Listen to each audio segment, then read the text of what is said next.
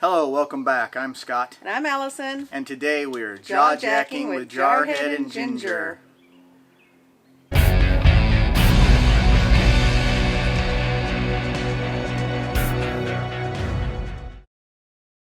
Today we're talking about camping with kids versus camping as empty nesters. That's right, we've done both. We had kids, and we had two travel trailers while we had the kids. One was a big old bunkhouse, because we had 4 kids, and we had that in Georgia, moved it up to Alaska. Did a lot more camping in Alaska, but we downsized to a smaller trailer because we also downsized to 2 kids while we were there, before we went up there. And so we've camped with kids. Mm-hmm. What did you think about that? It was okay, it was fun. I like just making the family memories while we're camping, probably more than anything. Yeah, there's good and bad to both. So I'd say some of the things, bad things with camping with kids. Are we there yet? Always. Are we there yet? Are we there yet? I always, as soon as they started doing it, I'd tell them, yep, 45 minutes. 45 minutes. Whether we were 2 minutes away or 2 hours away, it was 45 minutes, we'll be there. Yep. Another bad thing is the boredom, especially if you don't have cell service, which you're trying to get away from if you're just going camping. If you're full-time, it's a different story. You need that for homeschool or whatever. But just boredom, what can I do? You're asking me what you can do while I'm sitting here washing dishes, really? That doesn't work. But a lot of times, as long as it's not inclement weather, when you're out camping, the kids, they got plenty to do outside. Put down their electronics and go outside. So, yep. That was a good part about it. Another bad thing about if we were full-timing with kids, we have this big old RV, but we got this just planning for the 2 of us and an occasional guest. If we had kids here full-time, our soon-to-be office/craft room would have to be the kids' bedroom. Yeah, that's right. So our whole, other than during travel day when the beds are away, our whole garage area would be kids' room, I guess. But there are good things about camping with kids, of course. Like he mentioned, the memories, making memories with your kids, family time. You do different activities when you have kids than when you don't. A lot of your activities are child-focused and making sure it's child-friendly. But when you don't have kids, you do completely different things. Another good thing would be having the help with chores around the campsite. Yeah, as the kids get older, they can help you out a lot more around the campsite, setting up or moving heavy stuff that you don't want to move or whatever the case is. You got enough kids, you can get it done fairly quickly. And that's right. And well, now we're coming up on our 3rd anniversary of Empty Nesters. Our youngest graduated 3 years ago and moved away. And wow. I can't believe it's been 3 years. She's going to be 21 this year.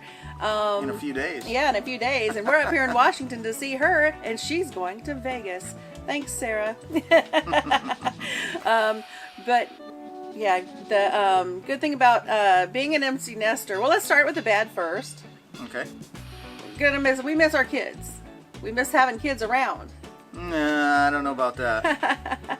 We miss our kids. Yeah. We don't miss having kids around.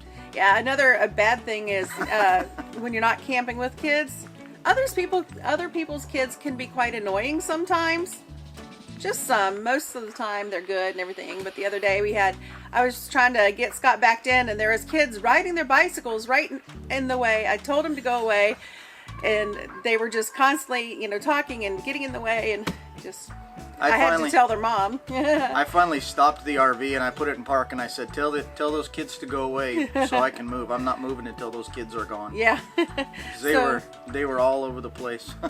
When you have kids, you want other people's kids around to play with your kids. But when you don't have kids, you either want them around if they're good kids and not annoying, or, and then you can tell them to go home when you're done, having your kid time, your kid fix.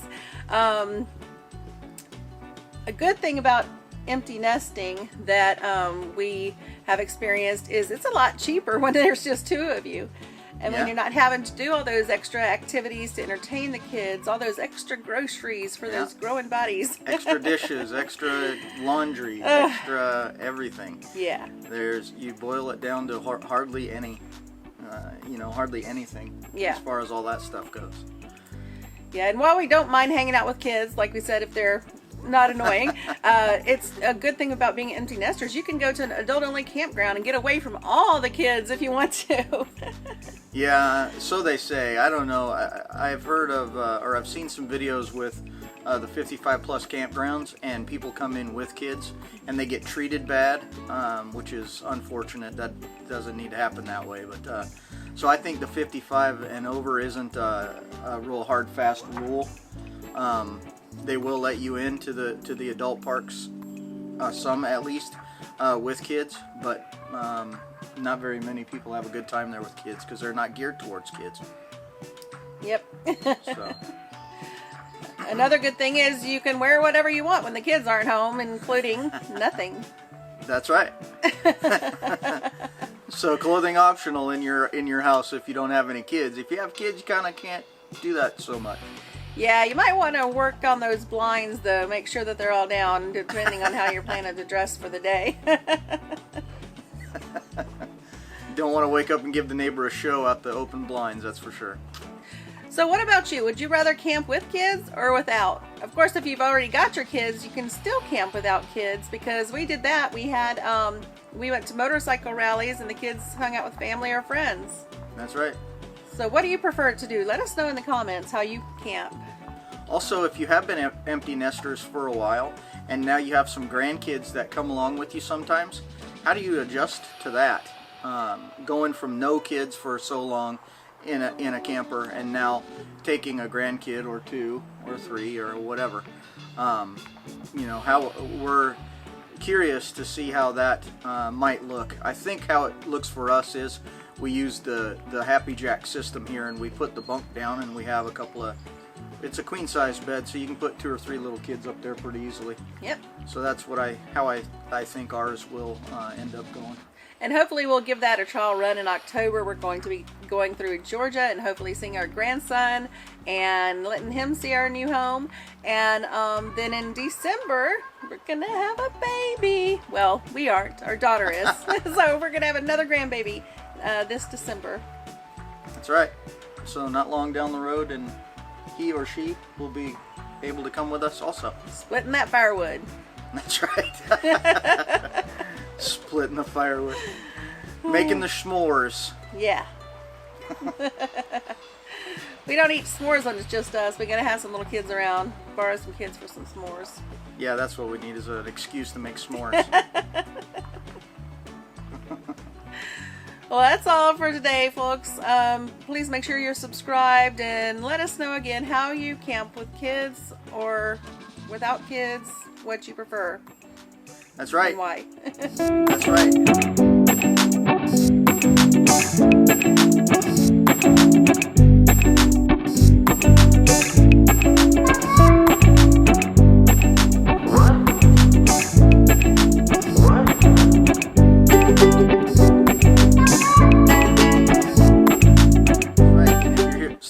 Thanks for sticking around to the end. We'll see you next time on Jaw Jacking with Jarhead and Ginger. Bye.